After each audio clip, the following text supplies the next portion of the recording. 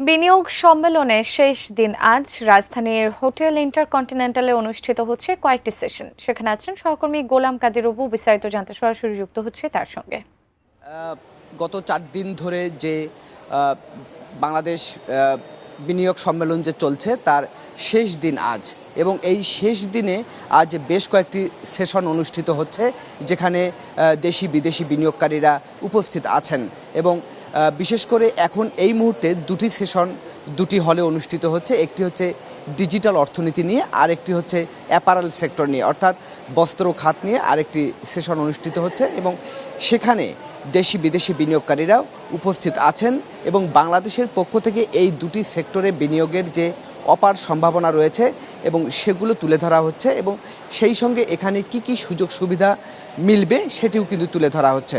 অন্যদিকে বিদেশি বিনিয়োগকারীদের পক্ষ থেকে কিংবা দেশীয় বিনিয়োগকারীদের পক্ষ থেকে যদি কোনো কিছু জানার থাকে বা কোনো কিছু যদি তাদের রিকোয়ারমেন্ট থাকে, সেগুলো তারা জানতে চাচ্ছেন এবং সেগুলোও সরকারের পক্ষ থেকে তুলে ধরা হচ্ছে। মূলত এই দুটি সেশন এখন পর্যন্ত চলছে, এবং এই দুটি সেশনের পরে আরও দুটি সেশন অনুষ্ঠিত হবে, এবং তারপরে 3:30 নাগাদ এই 4 দিনের যে বিনিয়োগ সম্মেলন হলো, সেই বিনিয়োগ সম্মেলনের সার সংক্ষেপ তুলে ধরা হবে সবশেষ সংবাদ সম্মেলনে। অ্যান্টিব্যাকটেরিয়াল অ্যাডিটিভ যুক্ত সেরা ওয়াটার ট্যাঙ্ক বিশুদ্ধ পানিতে ব্যাকটেরিয়া জন্মাতে দেয় না। আরেকটি বিষয় সেটি হচ্ছে যে এখন পর্যন্ত এই বিনিয়োগ সম্মেলনে 50টিরও বেশি দেশের প্রায় 500রও বেশি বিনিয়োগকারী এসেছে, এবং এরই মধ্যে 3টি বড় গ্রুপের পক্ষ থেকে কিন্তু বিনিয়োগের বড় আশ্বাস মিলেছে বলে বিনিয়োগ কর্তৃপক্ষের যে নির্বাহী চেয়ারম্যান জনাব আশিক চৌধুরী আমাদেরকে জানিয়েছেন।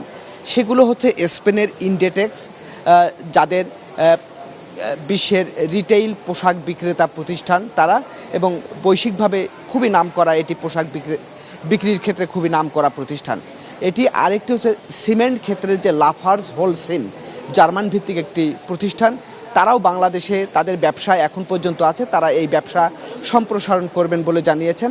আরেকটি হচ্ছে চীনের অ্যাপারেল সেক্টরে বিজনেস করেন হান্ডা লিমিটেড, তারাও বাংলাদেশে এই ব্যবসা সম্প্রসারণ করবেন বলে এরই মধ্যে জানিয়েছেন।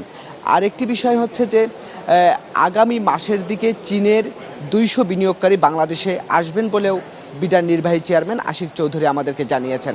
তো যে বিনিয়োগ সম্মেলনটি চলছে, এক্ষেত্রে ধারণা করা হচ্ছে যে দেশি বিদেশি বিনিয়োগের একটি নতুন দ্বার উন্মোচিত হবে এই সম্মেলনের মধ্য দিয়ে, এবং এই সম্মেলন থেকে আসলে বাংলাদেশ কি পেল এবং কতটা প্রাপ্তি কিংবা কতটা বিনিয়োগের আশ্বাস মিলেছে, সেগুলো হয়তো দুপুর 3টায় যখন সংবাদ সম্মেলন হবে তখন হয়তো তুলে ধরা হবে বাংলাদেশের পক্ষ থেকে।